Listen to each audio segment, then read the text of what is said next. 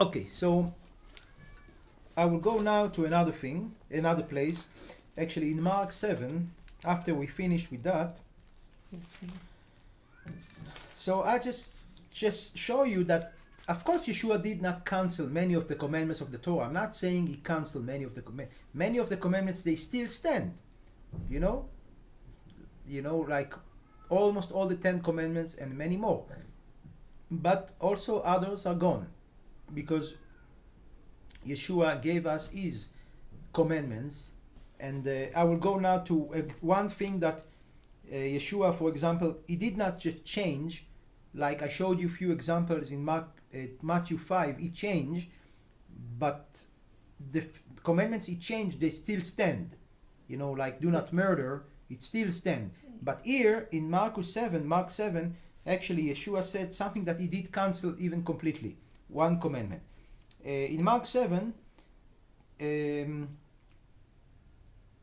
what's happened, 14. that some of the Pharisees and scribes, they saw that his disciples eat bread with defiled hands. That's what they says. They used to consider someone who eat bread without washing his hand before, that his hands were defiled, because they had their tradition that they made, the Jews, that you should keep the tradition of the elders, and you should not eat before you wash your hands. But then the Pharisees, they ask him, why don't your disciples go by the tradition of the elders but eat the bread with defiled hands? And then Yeshua answered them, and he says, very well, Isaiah prophesies about you, the hypocrite, as it written, this people, this nation, with their lips respected me, and their heart is far away from me, and their fear of me is a commandments of people who teach them. Okay, so it's teaching of commandments of people, because you leave the commandments of God to hold in tradition of men. So Yeshua answered them very well, according to Isaiah chapter 29, that this nation only respect me with their heart, with their lips, but their heart is far away from me. Okay, and they fear me only according to tradition, to commandments of men. So then later on, Yeshua continued to teach them and speak to them, and then Yeshua called the multitude to him the second time, and he told them, listen to me, everyone, and understand. There is nothing outside of a man that can defile him while entering into him, into his body, but only the things that come out of the man, those defile the man. And then when he went home, his disciples asked him about the proverb, and he rebuked them, and he said, are you also lack of understanding so much? Don't you understand that nothing that enter a man from the outside can defile him? He says, don't you understand that everything that enter a man from outside cannot defile him, because it doesn't go into his heart but to his body, and then it's going out in the exit, which means out when you poop. When you go to the toilet and you poop, it's going out. So he's talking here, and actually it is written that immediately saying that by that he purify all food. So Yeshua is answering he's saying very clearly that nothing we put in our mouth, in our body, can defile us, because it doesn't go to our heart, but it's going to our body, and then it's going out when we poop it. He's talking about food, all kind of food. He purified all food. He's saying only the things that are coming out from the man, they are the one who defile him. And then he added in verse 20, he said, what comes out of a man defile the man, because from inside the heart of man comes the wicked thoughts, fornications, stealing, murders, idolatries, coveting, wickedness, cheating, evil eye, cursing, pride, foolishness, all and more, all those wicked, all those evils comes out of a man and defile the man. So we see again Yeshua saying what come out of the heart of man defile the man.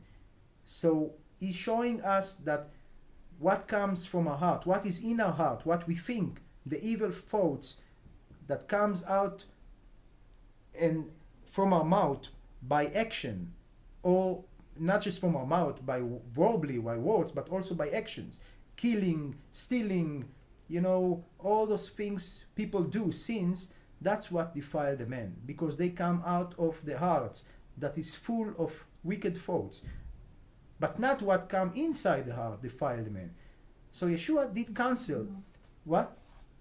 Not what comes outside of the mouth of man defile the man. What comes inside his mouth. So we see Yeshua did cancel here something very important from the Torah, that God said, you should not eat non-kosher meat, pork and all the other stuff. But here Yeshua canceled it. No. And yeah, he did. My wife doesn't agree with me because she doesn't agree with Yeshua, not with me. She doesn't believe what Yeshua said here, because here it says very clearly in verse 19, it says, Yeshua purified all food. Everything is pure. Food. He purified all food. Food is everything we eat. Pork is not food. Oh, pork is food too, just like chicken is food, just like cow is food, just like everything you can eat is food. So it says he purified. Why should it say, why does it say he purify all food is pork, if pork is not food? If only cow is food and only chicken is food, why it was important to write down he purify all food? So obviously it didn't purify nothing, because chicken is already purified, and cow is already purified, and lamb is purified for the Jews, it's kosher. But it is written he purify all food, to show he purify everything, that we can eat everything we want. That's why it says he purify all food. And lobster. That's what it means, purify all food. What is it to purify if you eat cow and lamb? It's already kosher. According to the Torah, you can eat that. So then Mark didn't have to write down he purify all food, because it's obvious. But when he wrote he purify all food, which means also the food that is not kosher according to the Torah, he purify all that. Yeah, you don't make sense, honey. You don't make any sense. Otherwise he wouldn't write purify all food. So why should he write purify all food if he didn't purify? Yeah. Okay, so and also it's not just that he said he purify all food, but he said, and I say to you too, are you so lacking of understanding? Like Yeshua told his disciples, are you also so lack of understanding? Don't you understand that everything that comes into a man, inside a man, from the outside, cannot defile him, but because it doesn't enter his heart, but his belly, and is going to the outside, which means to the, outside, when it go through your house, you poop it. So it's go, you poop it. So that's what it means. He's saying, don't you understand that everything that come into a mouth of a man from the outside cannot defile him? So he's talking about food. He's only talking about food, nothing else. What is coming into a mouth of a man from the outside? Food. It cannot defile him. So he's saying very clearly, there is nothing you can eat that can defile you from the outside, but only because it doesn't enter your heart, but to your body. They all were eating kosher at that time. Yeah, and that's why Yeshua said that to them. So that food was. Okay, that's why Yeshua said that to them, and it is written in, I think, in Matthew.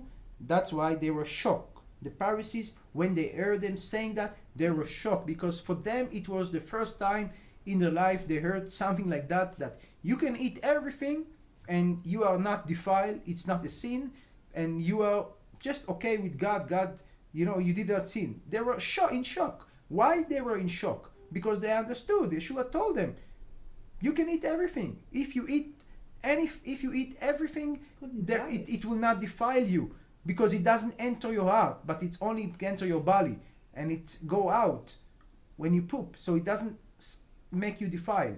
Only what comes out of your mouth from your heart defile you if because it comes from your heart.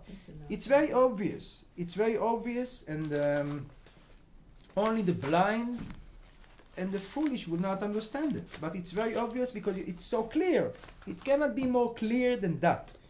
But many people do not want to accept it, like my wife, because they want to go by the old covenant. They want to live by the Torah. Eat shrimp and lobster Yeah. and pork. Because of course, my wife said Yeshua didn't eat shrimps and pork. Of course he didn't. They couldn't Because buy he it. just because I just said a few minutes ago from Matthew 5, not because he didn't buy it. She's saying that he couldn't buy it. No, it wasn't the reason Yeshua did not eat shrimps and pork. Not because he couldn't buy it, but because he said in Matthew 5, I did not come to cancel the Torah, but to keep it. So he came to keep it. So if he came to keep the Torah, of course he would not eat pork and shrimps, because he had to keep the commandments of the Torah. And according to the Torah, you're not allowed to eat those things. But he said that, he said later on that you can actually eat that. But that he purified all food. Okay? But he did not eat it himself because he still lived by the old, He lived by the old covenant.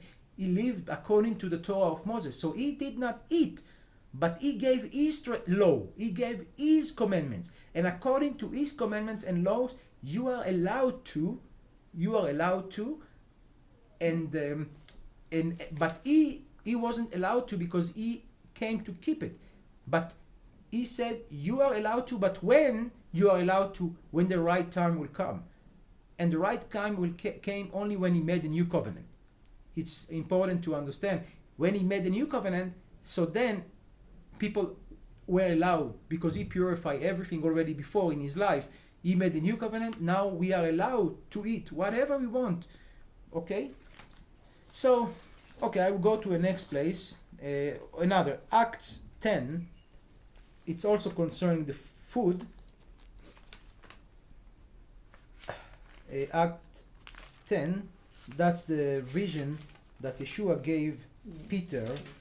I will make it short, but in Act 10, from 10 to 16, Peter went up to the roof to pray around 1 o'clock, and he was hungry and he wanted to eat. And then the Spirit came upon him, and he saw the heaven open, and he saw a tool like a big ship is coming down. Boat, ship. Like it's coming down from the four corners to the earth, and it's got all different... Bed sheet. You disturb me. Okay, let me. And it is full with animals and all kind of things, like whatever you can imagine, like bugs, I don't know, like different kinds of, or chicken, or it can be snakes, and it can be whatever, and he saw all of that, and then he heard a voice, rise up, Kefa, Peter, slaughter and eat. And Kefa, Peter said, no way, God, no way, Lord, I never ate no pork and defiled. And then he heard a second time the same voice, what God purify, you will not, says defile. And it was 3 times, and then the tool was taken to heaven. So I will not get into the story, but why actually God gave him the vision, but I just says the principle. Yeshua told him, what God purify, you, Peter, you will not, says, defile. So when God purify, remember what I just read you from Mark 7? That's when God purify all food. Mark 7, he wrote that. Yeshua purified all food. So that's why then Yeshua tells Peter, what God purify, you will not call defiled. Because God purified all food when Yeshua was here. Everything is pure. And that's why God gave this vision to Peter and showed them all the meat and all the stuff that was there, unkosher and whatever you can imagine or not. And he says, slaughter and eat. You know? So he wanted to show him God purify everything. You not call nothing defiled. This is the principle. Nothing is defiled anymore. We can eat everything according to Mark 7, to what Yeshua said, and according to here, what Yeshua said to Peter. That's the commandment of Yeshua. And many Christians that even from the Gentiles, and they want to live like the Jews and start keeping the Torah, they are so wrong, because we are not under the Torah of Moses. We are under the Torah of the Messiah, and it's very different. Even though it's got many of the commandments of the Torah of Moses, still in, do not murder, do not lie, do not fornicate. Many are still, of course. But there are some others who changed, and they are not anymore stand for today, because Yeshua did cancel some of them. And one of them is concerning food, because the food is not what important according to the New Testament. It's not important at all what you eat according to the New Covenant. Okay, my wife said it's healthier. I don't agree with her. I think it's not, but everyone has his opinion about what's healthier. I don't think so. I think if God purify everything, it's not because it's healthier. It's just because the food is not important. What's important is love. What's important is holiness. What's important is joy. This is what the New Testament is saying, that the kingdom of God is not about food. It's a kingdom of love, joy, and peace. This is the kingdom of God. You know, it's not about food. It's not important, because I think part of that, because those things around food bring division between people. You know, that's why for the Jews it wasn't allowed to go to Gentiles, because Gentiles can eat pork and everything, and the Jews don't, and so they did not come together. They didn't have fellowship with them. So the difference between food and things like that bring divisions. It keeps people away from each other. People don't want to be united, be together because of food. And then Yeshua purified to show it's not important at all. Yeshua said that. Not what comes into the body defiled, but what comes in outside of the mouth defiled man. It's not important what we eat. It's important what we speak. It's important what we think. Very much important what we think and speak and do. That's what's important, not what we put in our body. So this is concerning the food. And another thing that Yeshua also changed and canceled, but I don't want to get too much to that, is concerning the Sabbath, because also that was another thing that when the disciples of Yeshua, they went into the field and they were hungry in Sabbath, and they started to pick the wheat to eat it. And again, the Pharisees was there, the scribes, and they said to Yeshua, don't you see what they do? It's Sabbath today. You know, you're not allowed to do it, to eat. And then Yeshua, he immediately, answered them, and he said, don't you know also that David, he went into the holy place, he went to the temple, and he took the bread that is only allowed for the priest, and he ate it because he was hungry, and he did not have no sin. And don't you know that the priest in Sabbath, they actually break the law while they actually go into the temple to sacrifice in Shabbat? So they work, and they even have to they have to do work, but they don't have no sin because they do what God asked them to do. And don't you know, this is the greater than the temple is here. He's talking about himself, and he's saying it's greater than the temple.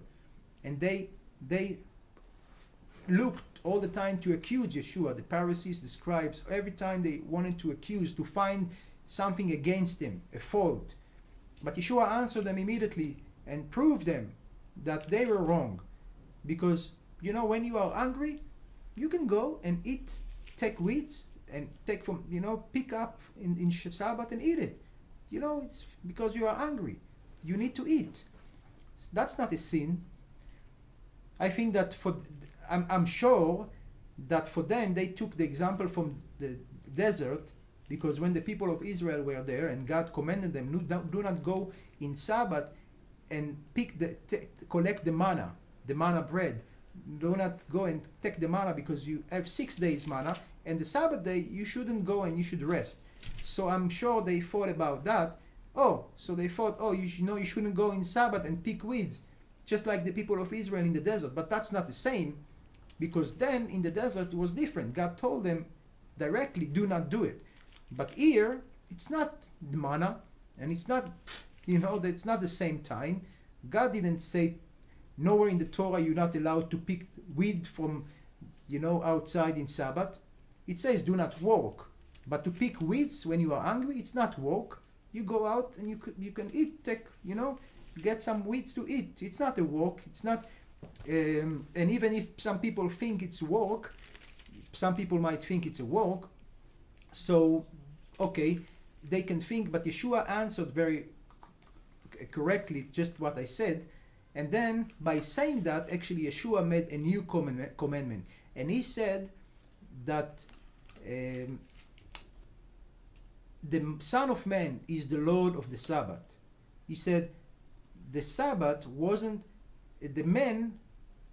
Son of Man is not made for the Sabbath, but the Sabbath was made for men. In other words, that Sabbath was given to men for rest. So it's given to us. It's a gift to rest, but it's given to us. It's not the opposite. It's not that we are made for Sabbath, but the Sabbath was made for us. So therefore, Yeshua made a new commandment. He said the Son of Man is the Lord of the Sabbath, which means that in Sabbath we can do whatever we want, because Sabbath is for us. It was given for us.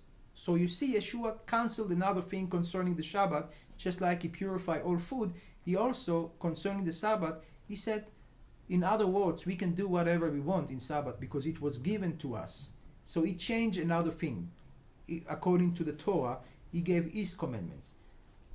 So I'll go on now to Romans 3, because our time is very short. Romans 3, 21 to 31. I have so many places, but I can only give some, and just too many.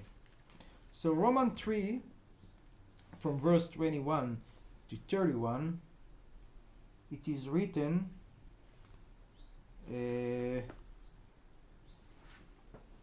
I even will start 20. It is said, Paul wrote that by the deeds of the Torah, no one will be justified before him. No flesh would be justified before him, because the Torah only bring to the knowledge of sin. So it's very obvious. By keeping the Torah, by the deeds of the Torah, no one can be justified. No flesh can be justified, because the Torah only bring to recognition of sin, to knowledge of sin. But now there is the righteousness of God is being revealed without the Torah, a righteousness that the Torah and the prophets testifies about, and it's a righteousness of God through the faith of Yeshua the Messiah to all and above all believers, because there is no difference, because everyone are sinned and they lack a glory of God in them, but they are being justified by His grace freely, thanks to the redemption of the Messiah Yeshua, that God put him to atonement in His blood, atonement on the base of faith. All of that to show the righteousness of God, that in His long suffering He passed away the sins of the past, and to show His righteousness in this time, that He is righteous and He justified the son of the faith in Yeshua. Therefore, is there a place for pride? No, there is no place. Thanks to which Torah? To deeds? No. thanks to the Torah of faith. And then we conclude, or we, what does it word says in your Bible? I don't know where you 28, 28 verse already. 28. Therefore we conclude, we finish. We conclude that man is being justified by faith without depending on the acts of the Torah, on the deeds of the Torah. Or is he only the God of the Jews alone? Is he not the God of the Gentiles? Yes, he is God of the Gentiles too, because he's one God who justified the circumcised according to the base of faith and the uncircumcised according to faith. Okay? So therefore we cancel the Torah by faith? No, like God's forbid. And contrary, we give, how do you say? Do we then make void of the law?